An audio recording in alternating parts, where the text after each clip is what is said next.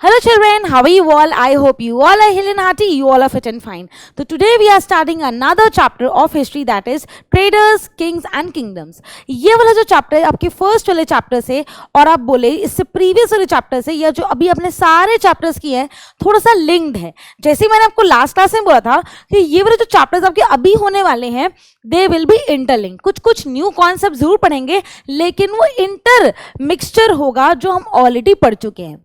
ठीक है, हम बात करेंगे ट्रेडर्स की, हम बात करेंगे किंग्स की और हम बात करेंगे किंग्स के जो बड़े बड़े किंगडम्स होते हैं उनकी.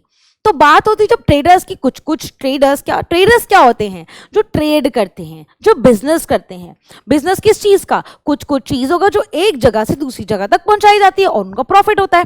तो ये सब कॉन्सेप्ट हम आज के लेक्चर में कंप्लीट करेंगे और स्टार्ट करेंगे फ्रॉम द मेजर टॉपिक कि क्या पढ़ने वाले हैं. हमने ब्रॉड कॉन्सेप्ट में ट्रेडर्स पढ़ना है, हमने ब्रॉड कॉन्सेप्ट में किंग्स पढ़ने हैं और हमें ब्रॉड कॉन्सेप्ट में किंग्स कहाँ रहते हैं, किंगडम्स में रहते हैं, वो पढ़ना है. और इसके अलावा एक लास्ट चीज और है जिसको बोलते हैं पिलग्रिम्स. ठीक है, आपके चैप्टर के नाम में भी होगा traders, king and kingdoms. Sorry, ठीक है. Pilgrims is the last thing जो हम पढ़ने जा रहे हैं. किंग का किंगडम्स होते हैं और पिलग्रिम्स. और मैम ये पिलग्रिम्स क्या होते हैं? पिलग्रिम्स बेसिकली वो चीजें होती हैं, वो लोग होते हैं जो पिलग्रिमेज करते हैं, यानी कि जो यात्रा करते हैं फॉर द गॉड. ठीक है, तो आप यात्री हो, आप यात्री टूरिस्ट नहीं हो, आप वो पिलग्रिम हो, आप वो यात्री हो जो भगवान की यात्रा कर रहे हैं, जो भगवान की जगह पे या फिर पिलग्रिम में या फिर हम बोले पिलग्रिमेज करने जा रहा है, जो भगवान के टेम्पल में जा रहा है, उसको पिलग्रिमेज बोलते हैं.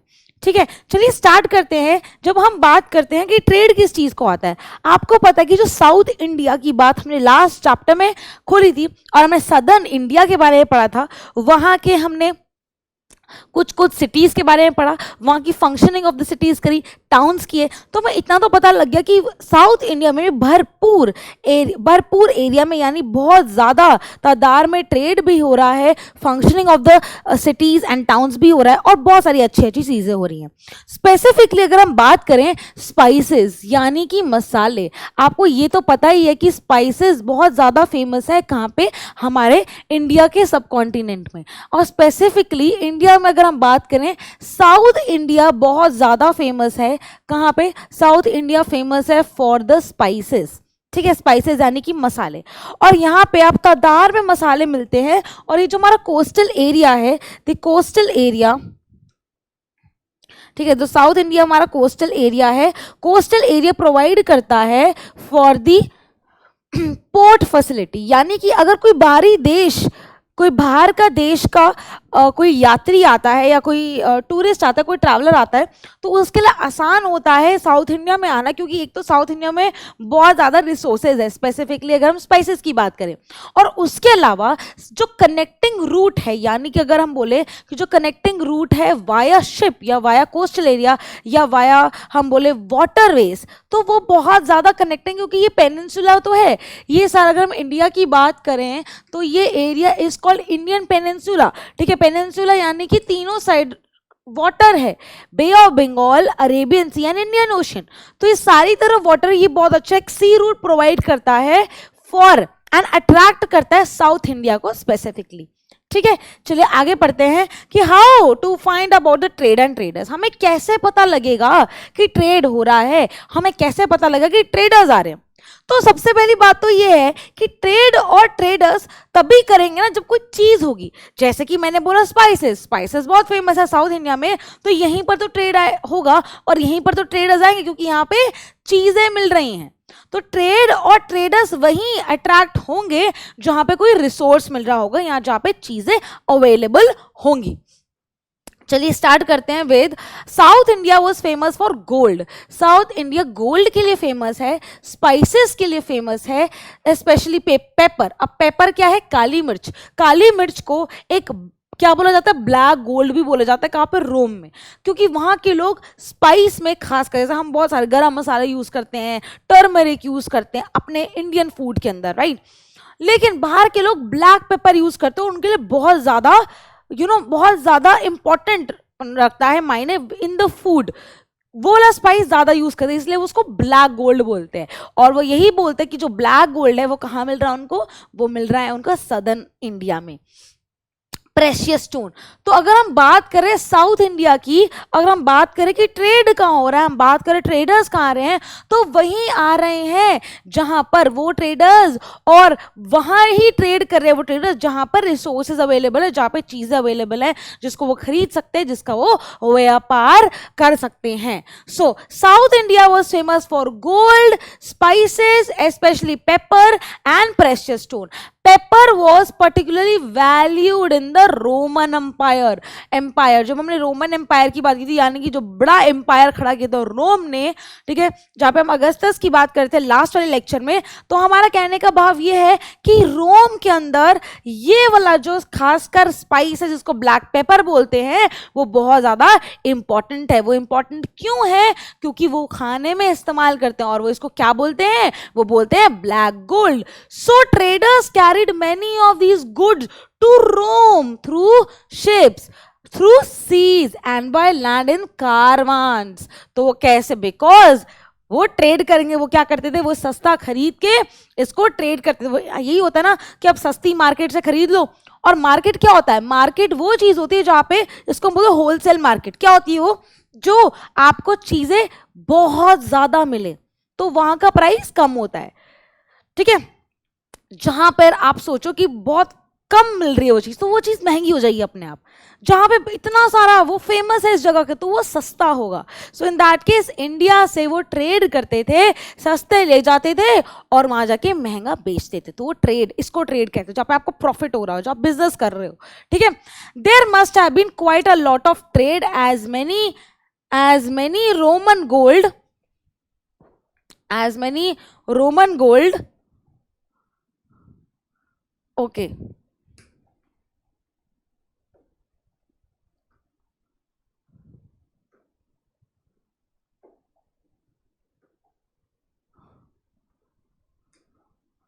okay there must have been quite a lot of trade as many Roman gold coins have been found in the southern India। अब हमें कैसे पता लगा कि ये रोमन या रोम बने लेके जा रहे? बिकॉज वहां पे एविडेंस मिल रहे रोमन गोल्ड कॉइन के। अभी हम पंच गोल्ड कॉइन की बात करते हैं, पंच कॉइन्स की बात कर रहे थे, ठीक है, जो कहाँ मिले थे हमें? जो सदर्न इंडिया में मिले थे। लेकिन हम यहाँ दावे से कह रहे हैं, हम यह दावे से कह रहे हैं कि हम यह चीज दावे से कह रहे हैं कि साउथ इंडिया, ठीक है, what are we going to say, what are we saying, हम कह रहे हैं कि साउथ इंडिया में क्या होता था? ट्रेड होता था। क्या हो रहा था? ट्रेड हो रहा था। किस चीज का ट्रेड हो रहा था? स्पाइसेस का ट्रेड हो रहा था। किसका ट्रेड हो रहा था? स्पाइसेस का ट्रेड होता है। स्पाइसेस, खासकर स्पाइसेस की हम बात करें, इंपॉर्टेंट बात करें, तो वो था ब्लैक पेपर, ठीक है। कौन सा था? Black pepper. और ब्लैक पेपर हम दावे से कह रहे हैं कि ये होता था, इसका व्यापार, इसका ट्रेड होता था खासकर रोम में, ठीक है। और ये भी पता है रोम से कैसे होता था? थ्रू शिप्स होता था, ठीक है। शिप्स के वाया होता था, वाया शिप्स होता था, वाया लैंड होता था, वाया सी होता था, ठीक है, वाया सी होता था। लेकिन हम ये भी बोल रहे हैं वाया लैंड भी होता था, ठीक है, वाया लैंड भी होता था। लेकिन हम दावे से इतना कॉन्फिडेंट क्यों है? Because the reason is because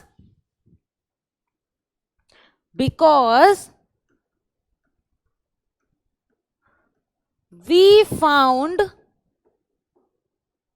Roman gold coins.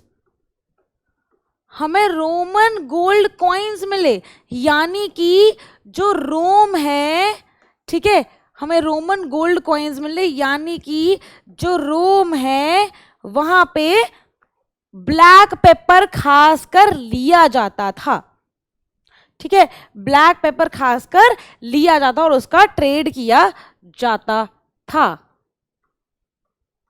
ठीक है, उसका क्या किया जाता था? ट्रेड किया जाता था। I hope this is clear. कैसे करते थे? शिप से करते थे। कैसे करते थे?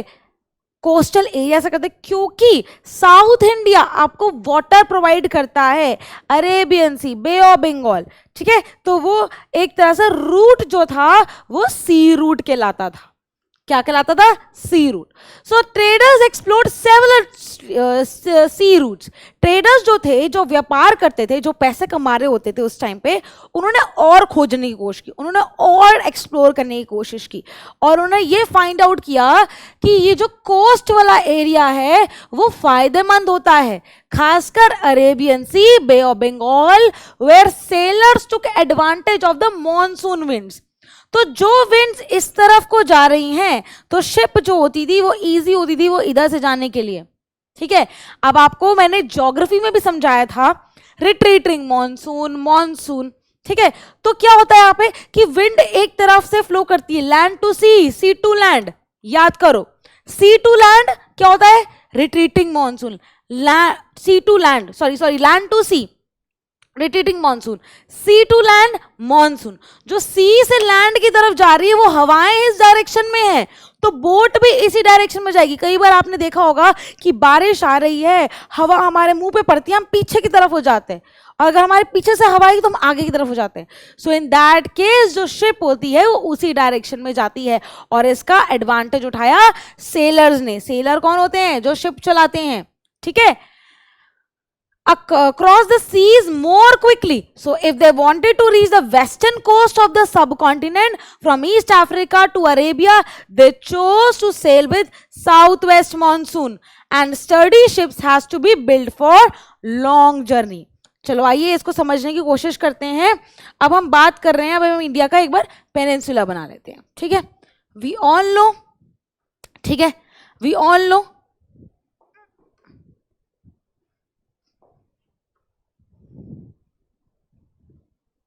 और यहां पे श्रीलंका, ठीक है।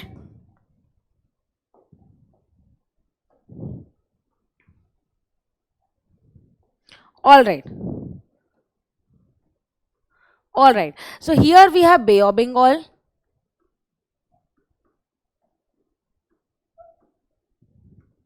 हियर वी हैव अरेबियन सी,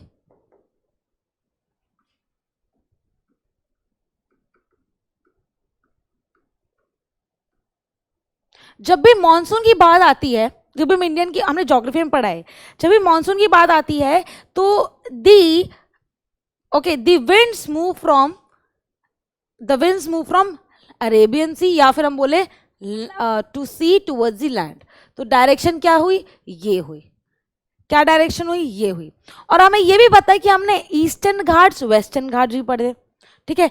तो ये वाला पार्ट हो गया आपका ईस्टर्न घाट, ठीक है, ये वाला पार्ट हो गया आपका वेस्टर्न घाट। तो यही पार्ट हो गया, ये पार्ट हो गया आपका वेस्टर्न घाट, ये वाला पार्ट हो गया ईस्टर्न घाट। और हमने ये भी फाइंड आउट कर लिया कि इधर बोलते हैं वेस्टर्न कोस्ट और इधर बोलते हैं ईस्टर्न कोस्ट, ठीक है। अब हमें यह भी पता है, अगर हम वर्ल्ड मैप पे देखें तो इंडिया के बगल में इस तरफ हमारा क्या पड़ता है? अफ्रीका पड़ता है, और इस तरफ और जाएंगे तो यूरोप पड़ेगा। तो यूरोप, अफ्रीका, ये बेल्ट किधर है? ये है western side, not the eastern side, ठीक है।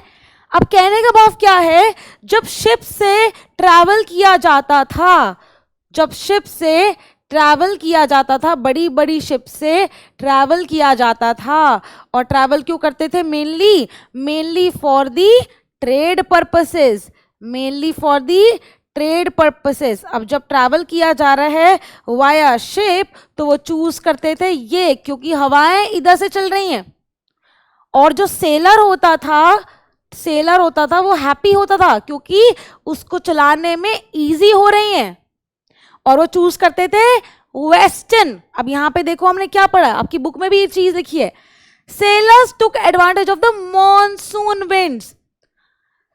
तो they wanted to reach western coast of the subcontinent from Africa and Arabia. तो ये वेस्टर्न कोस्ट है हमारा, western ghat, western coast, western ghat, western coast, this is western part, है ना। तो वेस्टर्न कोस्ट पड़ेगा।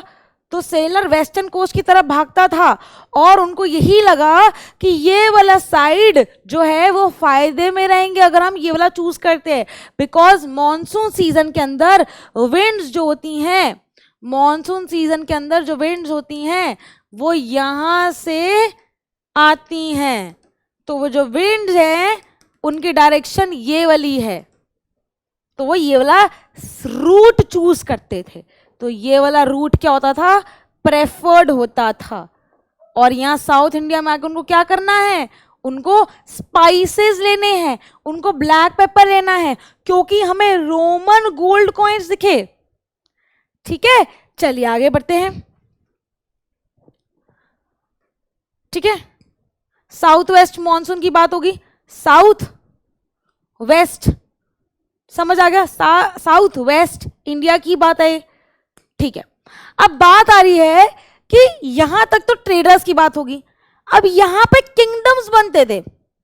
ठीक है, तो यही वाले पार्ट पे अगर हम सदर्न की बात करें और कोस्ट की बात करें तो यही वाले पार्ट पे किंगडम्स या बड़े बड़े किंग्स अपना, जब उनको लगा कि भाई साउथ इंडिया के अंदर इतनी सारी चीज़ें अवेलेबल हैं, जब उनको ये पता चला कि यहाँ पे तो जेम है, यहाँ पे तो खजाना है, रोमन्स तो आके यहाँ से हमें तादार में चीज़ें लेके जा रहे हैं, तो उन्होंने क्या किया, तो उन्होंने यहीं पर ही अपने क्या बना लिए, यहीं पर अपने किंगडम्स बना लिए। चलो आइए पढ़ने की कोशिश करते हैं। New kingdoms along the coast, तो कोस्टल एरिया जब इतना फेमस हो रहा था, जब इतनी सारी शिप्स आके रुक रही थी, लॉन्ग वॉयजेस हो रहे थे, तो उनको लगा कुछ तो खास है हमारे इंडिया में, कुछ तो बढ़िया चीज है हमारे इंडिया में, जो बड़े सारे लोग इतनी बड़ी बड़ी शिप्स लेके आते हैं और कोस्टल एरिया से आ रहे हैं, जैसे मैंने अभी आपको समझा दिया। चलिए इसको रीड आउट करते हैं, फिर इसका बनाएंगे।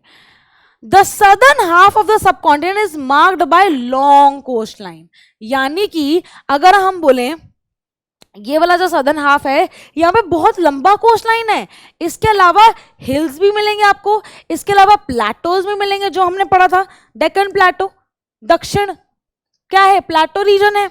ठीक है, इसके अलावा आपको रिवर वैलीज भी मिलेंगी। So amongst the river valleys that of the Kaveri is the most fertile, तो सबसे फर्टाइल रिवर, ठीक है, जो एक्चुअली में एग्रीकल्चर भी प्रमोट करती है, वो क्या है, कावेरी रिवर है। ठीक है, chiefs and kings were controlled the river valleys and the coast became rich and powerful. अब यहां पे लगा, ठीक है, अब यहां पे लगा, ठीक है, किंग्स को लगा, ठीक है, तो अकॉर्डिंग टू किंग्स, ठीक है, किंग्स को लगा that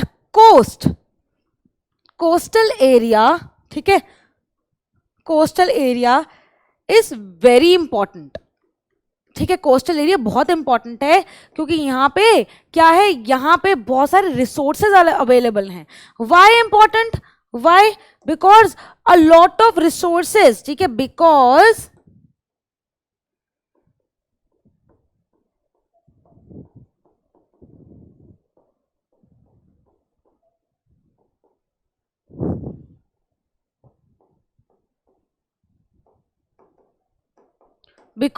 a lot of resources were available and kings को ये भी लगा, किंग्स को ऑन द अदर हैंड ये भी लगा कि जहां पे रिवर्स को, ठीक है, जहां पे रिवर्स को, और क्या लिखा, रिवर वैलीज, ठीक है, रिवर्स प्लस जहां पे कोस्टल एरिया पड़ रहा है, ठीक है, ये एक क्या एरिया है, जब हम कहते हैं ना कि पॉश एरिया है, दिस इज फेमस एरिया, हम बोलते हैं ना ये वाला एरिया बहुत सुंदर है, यहाँ पे अवेलेबल चीज़ें मिलती हैं, या कि ये कॉलोनी बहुत अच्छी है, तो क्यों अच्छी है, क्योंकि उसके आसपास सराउंडिंग्स बहुत अच्छी हैं। ठीक है, तो जैसे किंग्स को लगा कि भाई कोस्टल एरिया तो जेम है, कोस्टल एरिया तो एक नंबर चीज़ है, तो उन्होंने ये देखा जब रिवर्स और कोस्टल एरिया मिक्स करके एक बहुत बड़ा एलिमेंट बना रहे हैं, तो उनको ये लगा कि ये वाला पार्ट स्पेशली जहाँ पे कावेरी रिवर फ्लो हो रही है, ये वाला पार्ट बहुत ज़्यादा क्या कहते हैं, रिच है, एक बहुत ज़्यादा,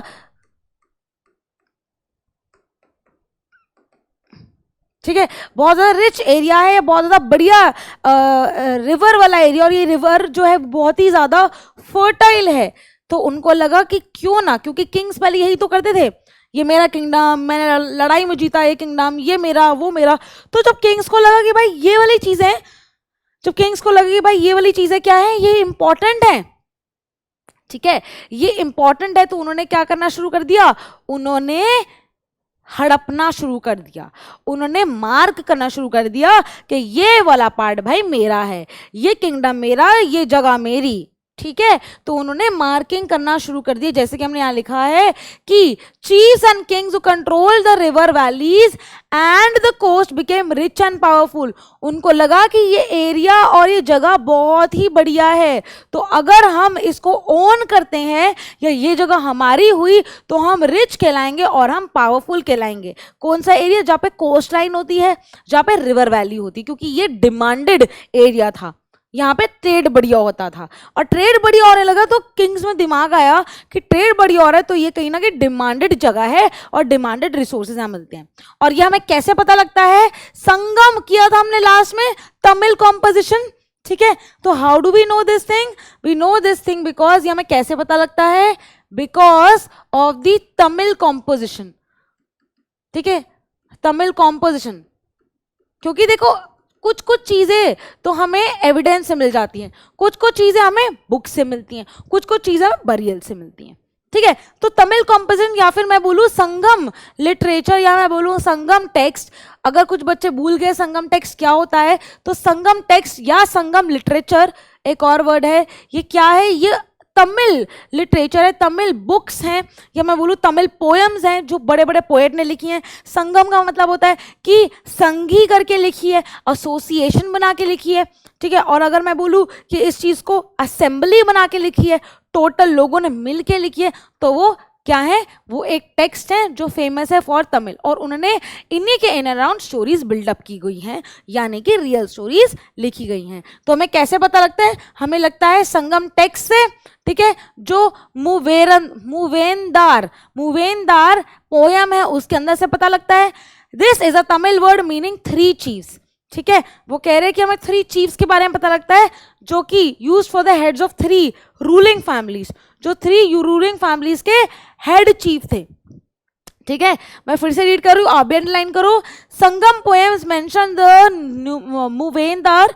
this is a Tamil word meaning 3 chiefs used for the heads of 3 ruling families, the Cholas, the Cheras and the Pandyas, ठीक है। तो ये उस टाइम के, ठीक है, उस टाइम के रूलिंग किंग्स, जब हम किंग्स की बात कर रहे हैं तो उस टाइम के किंग्स कौन थे? जो समझते थे कि भाई हमें इस जगह बनाना है, द चोलास, चोला फैमिली, ठीक है, the Cheras and the Pandyas, ठीक है। चोला, चेरा, पांड्यास कौन थी ये? These were the ruling families. कौन थी? रूलिंग फैमिलीज थी, और इनको लगता था, ठीक है, और इनको लगे रूलिंग फैमिलीज थी, ठीक है, किंग्स थे, किंगडम था इनका बड़ा, और इनको लगता था कि भाई अगर आप कोस्टल लाइन के पास, स्पेसिफिकली आपके पास रिवर के ऊपर कंट्रोल है तो आप रिच और पावरफुल हो, ठीक है। इनको क्या लगता था कि coastal area plus river Kaveri,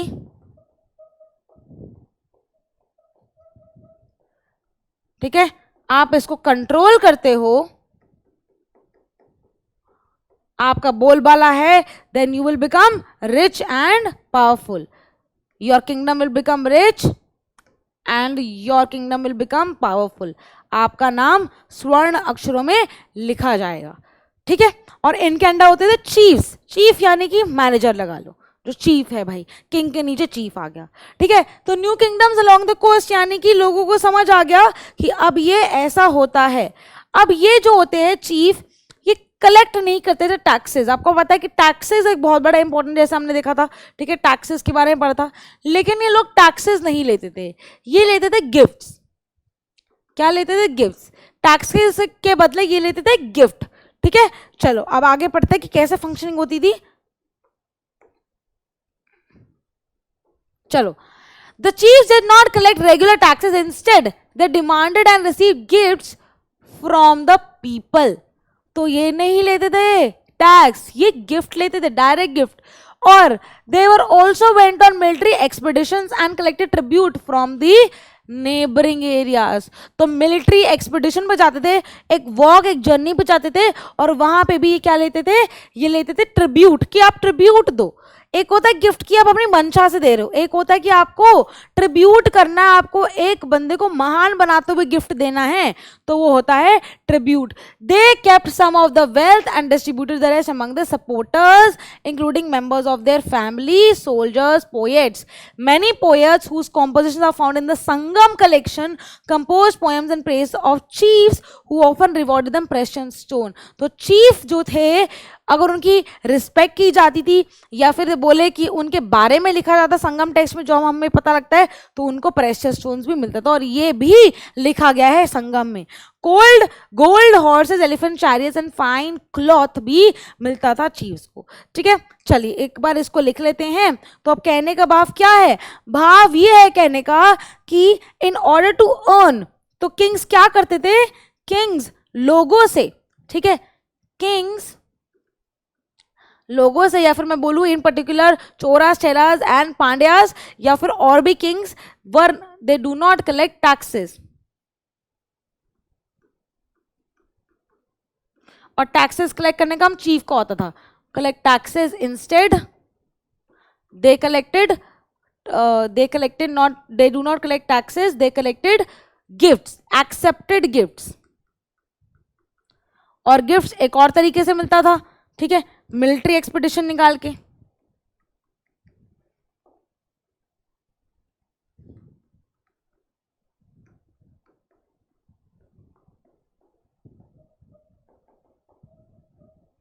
military expedition निकाल के, और मिलिट्री एक्सपीडिशन पे क्या मिलता था, ट्रिब्यूट मिलता था।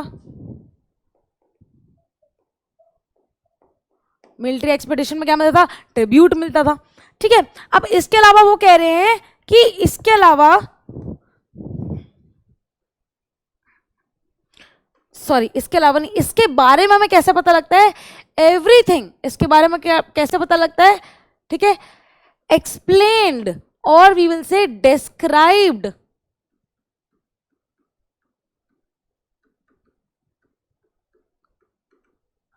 explained plus described in Sangam text।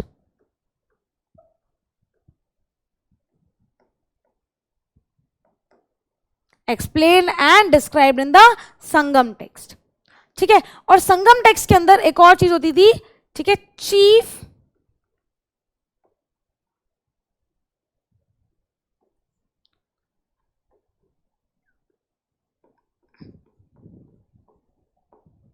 Chiefs respect होता था। ठीक है, कैसे इनके बारे में पोएम्स बनाई जाती थी, और इनको जो लिखता था उनको रिवॉर्ड मिलता था। कौन देता था रिवॉर्ड, चीफ ही रिवॉर्ड देता था।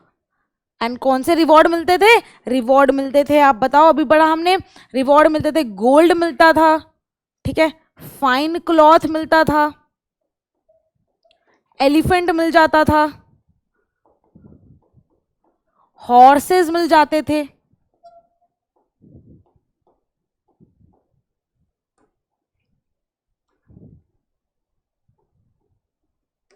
ठीक है, हॉर्सेस मिल जाते थे, दैट्स इट।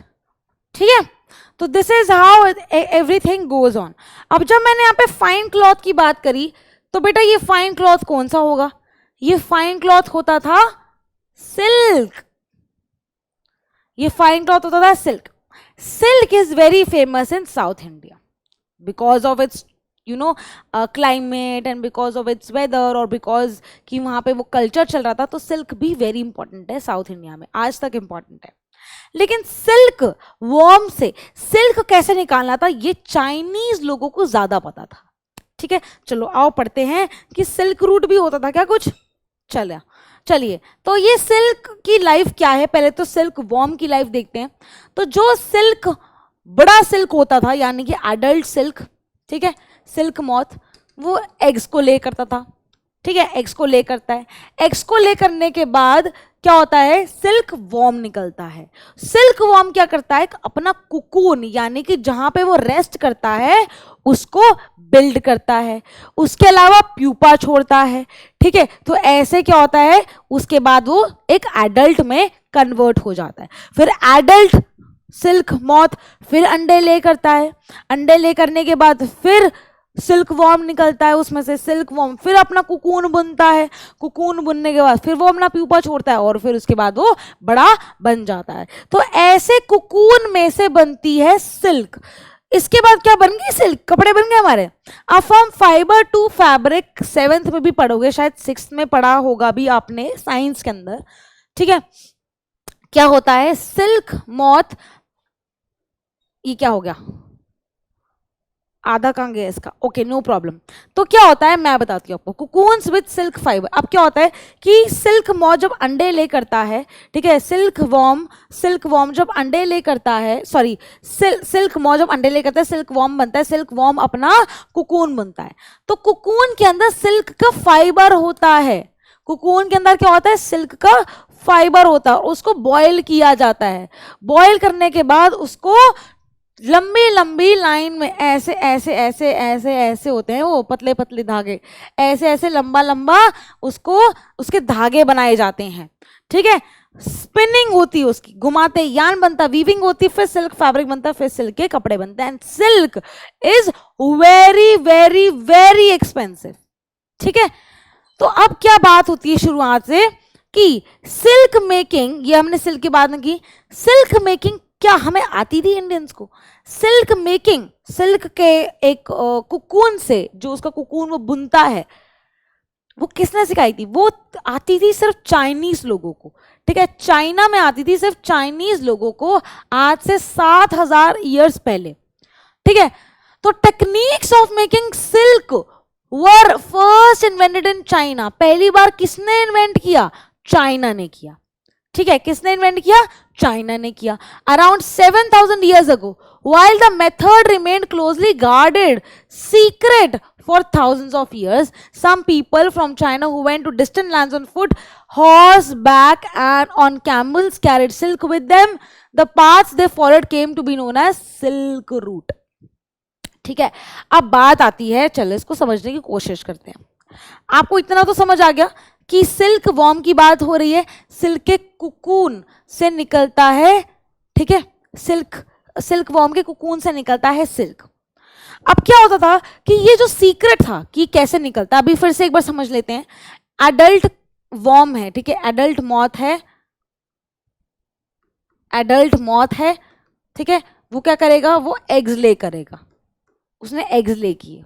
ठीक है, इसमें से निकला सिल्क वॉर्म। कौन निकला? Silk worm.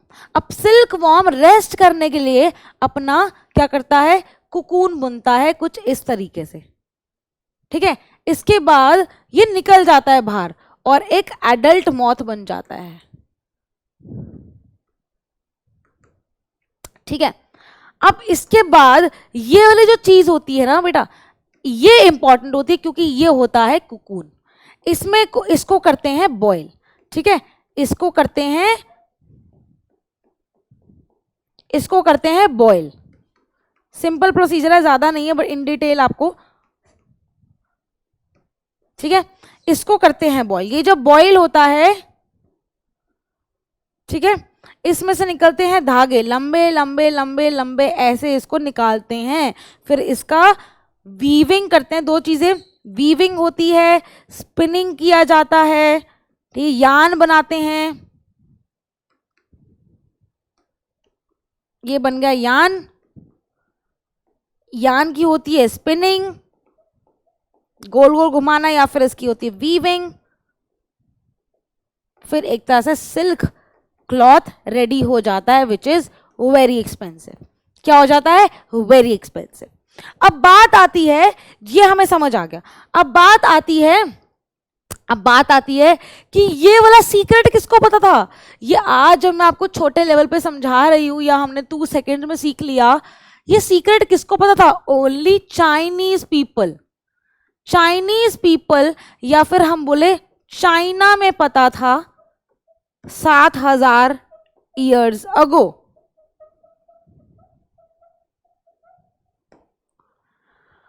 लेकिन जो चाइनीज ट्रैवलर्स थे वो सिल्क के लिए ट्रैवल करते थे। सिल्क के लिए क्या करते थे? ट्रैवल करते थे ऑन कैमल्स, ऑन फुट, ठीक है, या फिर ऑन एलिफेंट्स, ऑन हॉर्सेस। तो जब ये ट्रैवल करने लग गए और पता लगा कि भाई ये कुकून जो है ये बहुत इंपॉर्टेंट है भाई, इससे तो इतनी महंगे क्लॉथ बनता है, सिल्क बनता है, तो ये हो गया फेमस। और जिन रूट पे ट्रैवल करते थे उस रूट को बोला गया सिल्क रूट। उस रूट को बोला गया सिल्क रूट। ठीक है, चलिए। Sometime Chinese rulers gift the silk to rulers in Iran, West Asia, and from there the knowledge of silk spread further west. कहने का भाव ये है कि चाइनीज जो रूलर्स थे, हाँ, ये क्या करते थे, क्योंकि ये महंगी चीज थी, ये कला शायद किसी को पता भी नहीं थी, क्योंकि ये महंगी चीज थी इसीलिए ये क्या होती थी, वो गिफ्ट में देते थे। जैसे मैंने अभी बोला कि गिफ्ट्स इंपॉर्टेंट थे, टैक्सेस भी इंपॉर्टेंट, गिफ्ट्स भी इंपॉर्टेंट थे, ट्रिब्यूट इंपॉर्टेंट था। तो वो देने लगे ईरान के रूलर्स को, और देखा कि भाई ये कपड़ा तो बहुत बढ़िया है ना। उन्होंने दिया वेस्ट एशिया के रूलर्स को, देखा कि ये तो बहुत बढ़िया कपड़ा है। तो धीरे धीरे about 2000 years ago wearing silk became the fashion amongst the rulers and rich people in Rome. धीरे धीरे ये वेस्ट की तरफ स्प्रेड हुआ, यूरोप। और रोम उस टाइम पे क्या थे, ट्रैवलर्स थे, रोम वाले लोग, उनको भाई पसंद आ गया सिल्क, तो उन्होंने पहनना शुरू कर दिया और ये बना दिया एक फैशन। इसको फैशन बना दिया। जो चीजें महंगी होती हैं, है ना, जो चीजें सस्ती नहीं होती, लोकल नहीं होती, महंगी होती है, वो फैशन बन जाता है।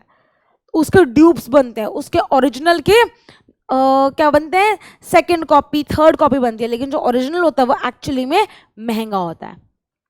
ठीक है, it was very expensive, it has to brought all the way from China along dangerous roads through mountains and desert.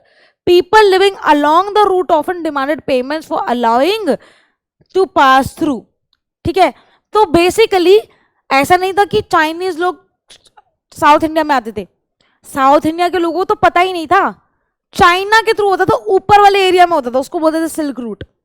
ठीक है, आप देखो क्या हुआ। The best known rulers who controlled the silk route was the Kushanas. ठीक है, who ruled over Central Asia, Northwest India around 200 years ago. ठीक है, अब वो बोल रहे हैं कि हमारे इंडिया में कौन कंट्रोल कर रहा था सिल्क रूट? खुशानास कर रहे थे। जो क्या था, हमने लास्ट में पता, कैपिटल था किसका? मथुरा का। ठीक है, who ruled मथुरा कैपिटल था। ठीक है, who ruled over Central Asia and north west. ठीक है, तो अगर हम इंडिया का पार्ट देखें, ये इंडिया का नॉर्थ वेस्ट हो गया और सेंट्रल पार्ट यानी कि मथुरा वाला पार्ट। ठीक है, India around 2000 years ago there were two major centers of power, Peshawar and Mathura, जैसे कि हमने लास्ट लेक्चर में पढ़ा था। Taxila was also included in the kingdom during a rule branch. The Silk Route extended from Central Asia down the seaports at the mouth of river Indus, from where silk was shipped westwards to Roman Empire. अब Roman के पास कैसे आता था? Sea root से, तो इसलिए वो करते करते करते सदर्न पार्ट में भी आ गया। The Kushanas were amongst the earliest rulers of the subcontinent to issue gold coins. These were used by traders along the Silk Route. तो कहने का भाव यह है कि सिल्क रूट सेंट्रल एशिया, ठीक है, तो जो सिल्क रूट है वो हमारे इंडिया में कैसे आया? ठीक है, चाइनीज के थ्रू तो आया। ठीक है, जब चाइनीज लोगों ने गिफ्ट देना शुरू कर दिया ईरानियन रूलर्स को, तो ये स्प्रेड होता रहा कि भाई ये एक नंबर कपड़ा है। और वो धीरे धीरे हमारे यहाँ पे उस टाइम कौन फेमस था? मथुरा में खुशानास, उन्होंने भी इसको अपने पास रखने की कोशिश की। और उसके बाद तक्षशिला जो वेस्टर्न पार्ट में पड़ता है, धीरे धीरे धीरे धीरे जब रोमन्स को पता लगा कि भाई ये एक नंबर चीज है, तो उन्होंने इंडिया के द्वारा इसको क्या करना शुरू कर दिया, इंडिया का एरिया लेके इसका ट्रैवलर करनी शुरू कर दी, इसका ट्रेड रूट बना दिया। ठीक है, तो हम बोलेंगे इंडिया में north west, central Asia, sorry central part, ठीक है। Then we would like to say खुशानास, मथुरा, तक्षशिला, इन एरियाज में फेमस होने लगा, स्प्रेड होने लगा, एंड पेशावर।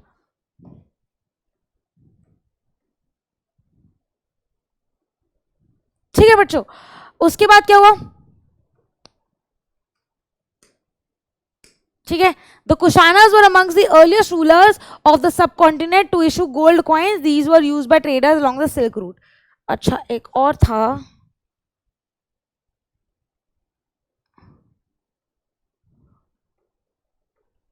ठीक है, ठीक है, अभी तक हमने क्या किया, वी हैव डन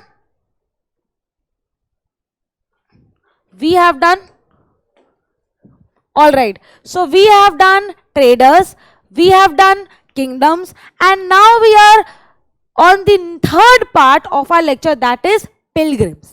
ठीक है, तो आपको पता ही है कि हम बुद्धिज्म के बारे में पढ़ रहे हैं, आपको पता है कि हमने जैनिज्म के बारे में पढ़ा, महावीर जैनिज्म। अब एक और टाइप ऑफ, आप कह लो कि पिलग्रिम, या फिर हम बोले कि रिलीजियस ट्रेंड आ रहा था, सेक्रेड, जिसको बोलते हैं भक्ति मूवमेंट। ठीक है, तो अभी तक पीसफुल रहना, जो बुद्धिज्म की प्रैक्टिसेस थी, महावीर की प्रैक्टिस थी, जैनिज्म की प्रैक्टिसेस थी, वो चल रही थी। उसके बाद आने लगी भक्ति मूवमेंट। ठीक है, तो ये दो चीजें क्लियर हो गई हमको, सिल्क रूट हो गया क्लियर, ठीक है, कोस्टल एरियाज वाले किंग्स क्लियर हो गए, और स्टार्टिंग में हमने किए थे स्पाइसेस कहाँ थे, कोस्टल एरिया हमने सर्दर्न एरिया में ज्यादा किया। अब बात आती है बुद्धिज्म की। ठीक है, तो आई होप ये वाली बुक सबके पास होगी। All right, the most famous, एक मिनट, यहां से शुरुआत है क्या, ठीक है, दिस विल गो अप, ऐसे चलेगा। चलिए अब बात करते हैं कि बुद्धिज्म कैसे स्प्रेड हुआ। बुद्धिज्म तो देखो ऑलरेडी स्प्रेड आउट था, ऐसा नहीं कि बुद्धिज्म और जैनिज्म ये बात की बात है, ये ऑलरेडी चल रहा था। तो the most famous Kushana ruler was Kanishka, who ruled around, अभी मैंने आपको जैसे बताया कि कौन था, कुशानास चल रहे थे उस टाइम में मथुरा के पास, जो मथुरा उनका कैपिटल था। ठीक है, और वो किंग्स कौन थे जो इंपॉर्टेंट थे, नीचे वाले हमने क्या, चोलास, चेरास एंड पांड्यास। ठीक है, ये आपको याद रखना है। अब बात आती है कि कुशाना के अंदर कौन सा एक रूल था जो फेमस था, वो था कनिष्का। कौन था, Kanishka, who ruled around 1900 years ago, 1900 साल पहले वो, 1900, ठीक है, ईयर्स पहले वो रूल कर चुका था। उन्होंने ऑर्गेनाइज की बुद्धिस्ट काउंसिल। जैसे कि हमें पता है कि बहुत सारे किंग्स भी सपोर्ट करते थे बहुत सारे रिलीजन प्रैक्टिसेस को, या ऐसी प्रैक्टिसेस जो ऐसा लगे कि बहुत ज्यादा इंपॉर्टेंट है। ठीक है, तो where scholars met and discuss important matters. अश्वघोष, a poet who composed a biography of the Buddha चरित्र। तो बुद्धा चरित्र, एक अश्वघोष पोएट ने एक बायोग्राफी लिखी थी बुद्धा के बारे में, जो कि फेमस है। अब आ जाएगा क्वेश्चन कि बुद्धा चरित्र क्या है।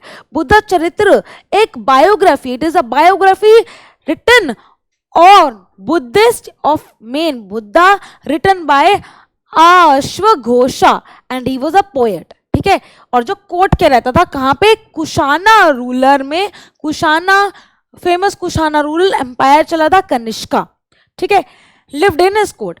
अश्वघोषा and other Buddhist scholars now begin writing in Sanskrit. तो इन्होंने संस्कृत में लिखना शुरू कर दिया था। और किसके बारे में लिख रहे थे, ये बुद्धिज्म के बारे में लिखते, यानी कि बुद्धिज्म क्या हो रहा था, स्प्रेड आउट हो रहा था। A new form of Buddhism known as Mahayana Buddhism। अभी तक हम बुद्धिज्म की प्रैक्टिसेस के बारे में पढ़ रहे थे, हमने बुद्धिज्म की मेडिटेशन सीरीज के बारे में देखा, महायाना बुद्धिज्म डेवलप हो गया था। This had two distinct features. Earlier, the Buddha present was shown in sculptures by using certain signs. ठीक है, पहले की क्या होती थी कि हम बुद्धा के साइन यूज करते थे, ठीक है, हम बुद्धा को बुद्धा की प्रेजेंस दिखाने के लिए, for instance attainment of enlightenment was shown by the people tree, है ना, तो ऐसे शो होता था। लेकिन अब क्या होता था उसके बाद, ये ओरल वे में यूज होने लग गया। यानी कि अब जब बुद्धिज्म की प्रैक्टिस हो रही है वो कैसे हो रही है, वो बोध चरित्र में हो रही है। यानी कि आप मेडिटेट कर रहे हो सिर्फ। आपको अगर पहले होता था कि अगर हम बुद्धिज्म प्रैक्टिस करें तो we need a peepal tree, है ना, हम साइंस यूज करते थे कहीं ना कहीं की प्रेजेंस है बुद्धिज्म की। लेकिन अब क्या हो रहा था महायाना बुद्धिज्म के अंदर, आप सिर्फ मेडिटेट करो, you do not need anything.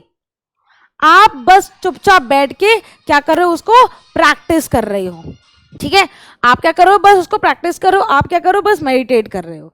देख, तो ये यूज होते थे सिंबल्स, लेकिन अब ये और आगे डिफाइन हो रहा था जहां पे आपको मूर्ति नहीं चाहिए, you just need to meditate, ठीक है, उसको क्या बोलते हैं, बोध चरित्र, ठीक है, उसको बोलते थे बुद्धि सत्ता, ठीक है।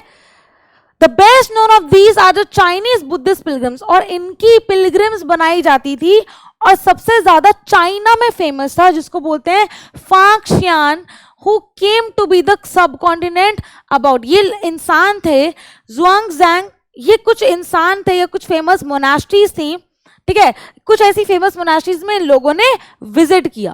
अब आप नाम देखो, जुआंगजैंग, ठीक है, आई किंग Zhuangzhan आफ्टर इनके आए थे, they came to visit place associate with the life of Buddha. जो बुद्धा की लाइफ से एसोसिएट था इंडिया में, वो चाइनीज लोग आए थे देखने, ठीक है, फेमस मोनास्ट्रीज को देखने। ईच, और इसको बोलते हैं पिलग्रिमेज, इसको क्या बोलते हैं, पिलग्रिमेज। जब आप यात्रा कर रहे हो, not for fun sake, not for fun sake, जब आप यात्रा कर रहे हो for God or for some religious purposes, okay, for some good purposes, so that is known as, okay, so that is known as the pilgrimage. Each of these pilgrimage left an account of his journey, अपनी अपनी journey का वो account left out करते थे। they wrote of the dangers they encountered in their travels, which often took years of the countries and monasteries that they visited, and books they can carried with them back. अब क्या होता था कि अगर आप, अभी तो कितना आसान हो गया ट्रैवल करना, जो पहले के टाइम पे ट्रैवल होता था वो बहुत मुश्किल होता था, बहुत ज्यादा मुश्किल, रास्ते बहुत मुश्किल, तो आपको एक दो दिन नहीं लगते थे, आपको महीने, आपको साल लग जाते थे ट्रैवल करने के लिए, तो उसको बोलते हैं पिलग्रिमेज, ठीक है। आप किसी भगवान की खोज में जा रहे हो, उसको बोलते हैं पिलग्रिमेज। तो कहीं ना कहीं जब पिलग्रिम्स जाते थे ये लोग, उनको टाइम लगता था, एंड दिस वाज रिकॉर्डेड, ठीक है। अब एक और चीज सामने आ रही थी जिसको बोलते हैं भक्ति। अभी हम फाइंड आउट कर लेंगे कि हमने क्या क्या पढ़ाई किया, ठीक है, अभी लिख लेते हैं, बिकॉज क्या होता है, क्योंकि हमारे पास बड़े चैप्टर्स होते हैं, हम कंफ्यूज होते हैं हमने क्या पढ़ा, ठीक है। आज के चैप्टर में चैप्टर आउटलाइन कर लेते हैं फटाफट।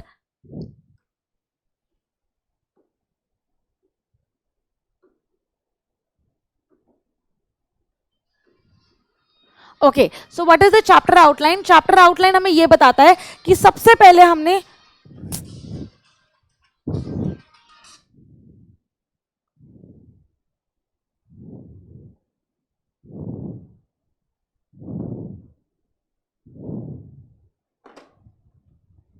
ओके, तो चैप्टर आउटलाइन हमें क्या बताता है, चैप्टर आउटलाइन हमें ये बताता है कि हमने क्या क्या किया। सो इन द स्टार्टिंग जब हम बात कर रहे थे ट्रेडर्स की, तो हमने ये फाइंड आउट किया कि ट्रेडर्स कहाँ ट्रेड करते थे, ठीक है, ट्रेडर्स कहाँ ट्रेड करते, ट्रेडर्स ट्रेड करते थे जहाँ पे रिसोर्सेज ज्यादा हो, ठीक है, जहाँ पे रिसोर्सेज क्या होते थे, रिसोर्सेज ज्यादा होते थे, जहाँ पे स्पेसिफिकली हम देखें स्पाइसेस मिल रहा है तो वो चूज करते थे कोस्टल एरिया, ठीक है।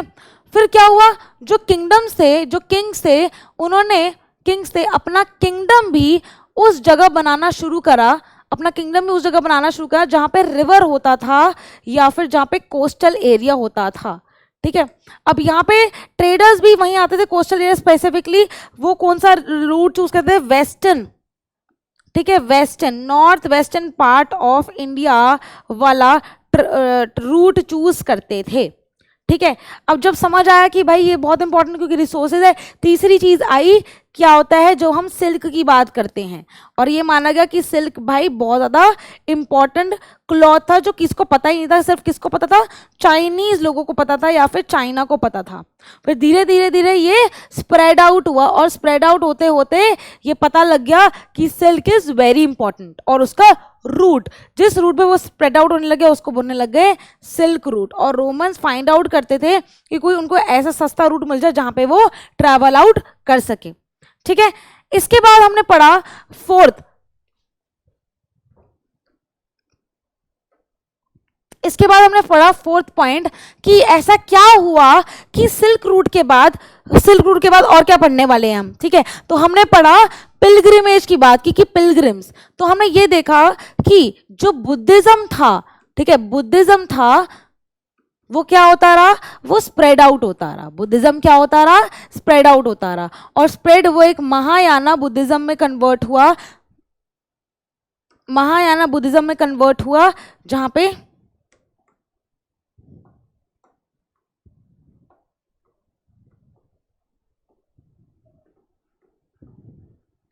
महायाना में कन्वर्ट हुआ, महायाना बुद्धिज्म, यानी कि जहां पे अब आप सिर्फ मेडिटेट करके, सिर्फ पीसफुल रह के you can attain the enlightenment, you do not need any science. ठीक है, तो यहां पे आपको do not need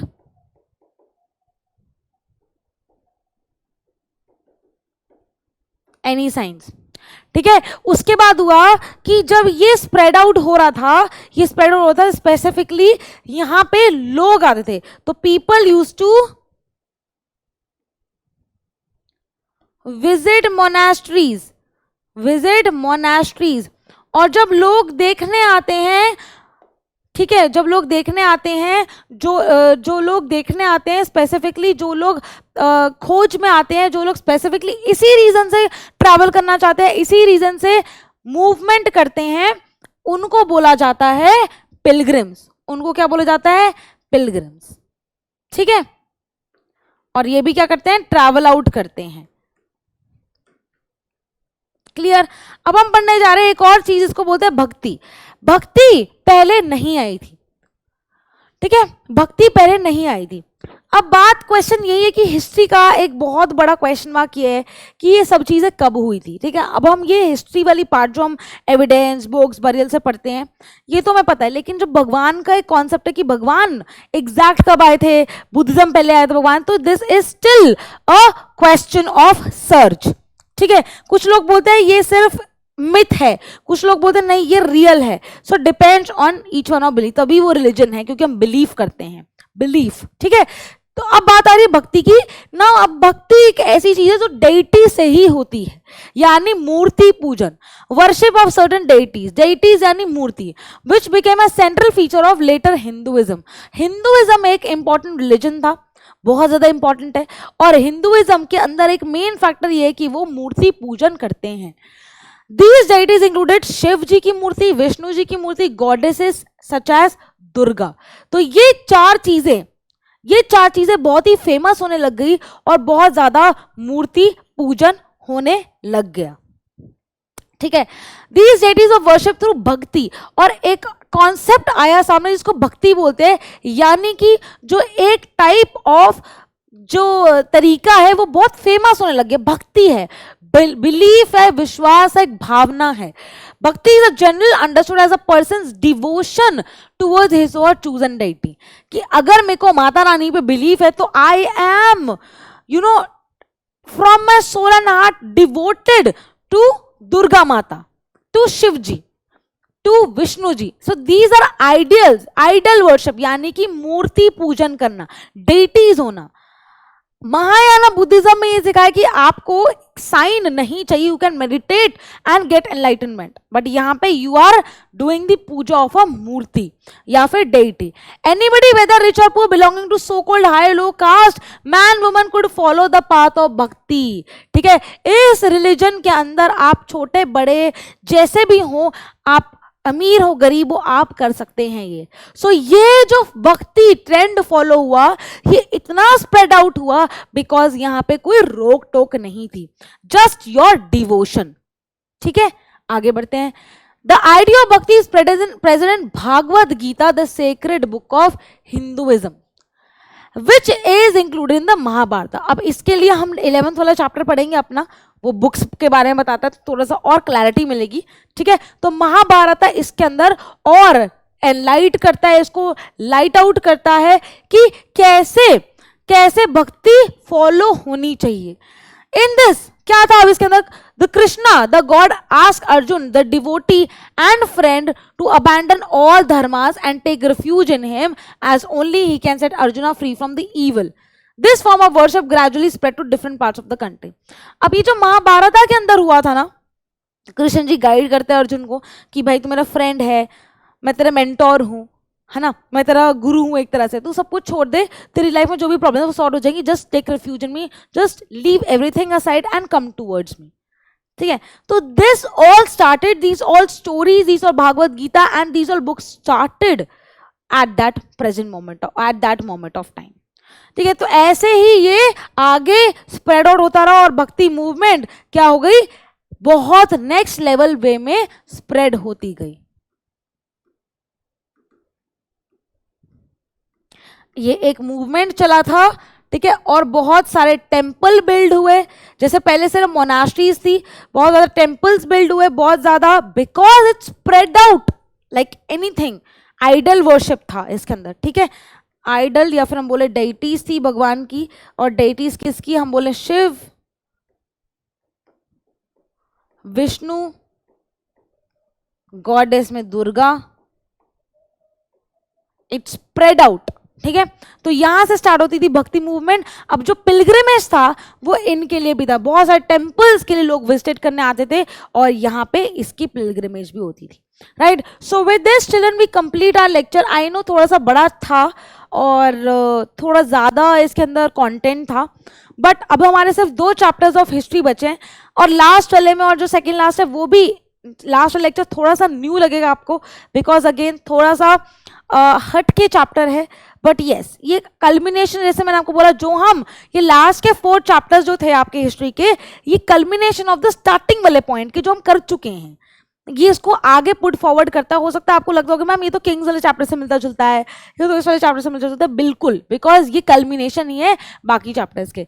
till then my champions, bye bye, see you next time. कोई भी डाउट है आप नीचे लिख सकते हो, कोई प्रॉब्लम है, कुछ आपको चाहिए आप नीचे लिख सकते हो। बहुत सारे बच्चे डीपी भी बोलते हैं, जब आप बड़े हो जाओगे, यानी कि अगर आप 7th में जाओगे, 8th में जाओगे, तो आपको जरूर मिलेगी। We will try level best कि आपको इस क्लास में मिले।